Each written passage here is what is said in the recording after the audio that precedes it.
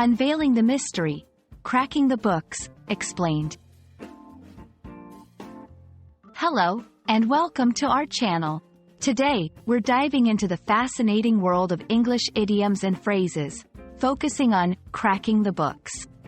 This phrase might sound a bit strange at first, but it's widely used among English speakers. Let's explore what it means, its origins, and how you can use it in your daily conversations. Cracking the books is an idiom that means to begin studying in a serious and focused manner. When someone says they're cracking the books, it implies they are sitting down to study hard, usually in preparation for an exam or to learn new material.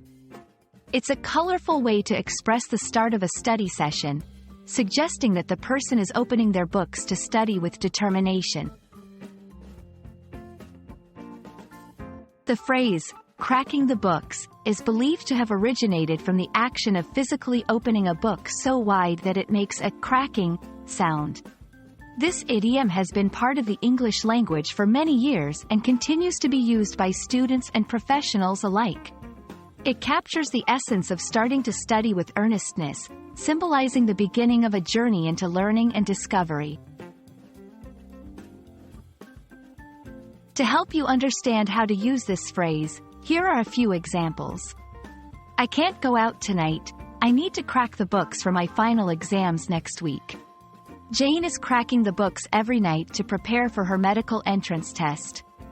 If you want to ace your courses, you'll have to start cracking the books sooner rather than later. Using cracking the books in your sentences can add a playful yet meaningful layer to your conversation, especially when talking about studying or learning.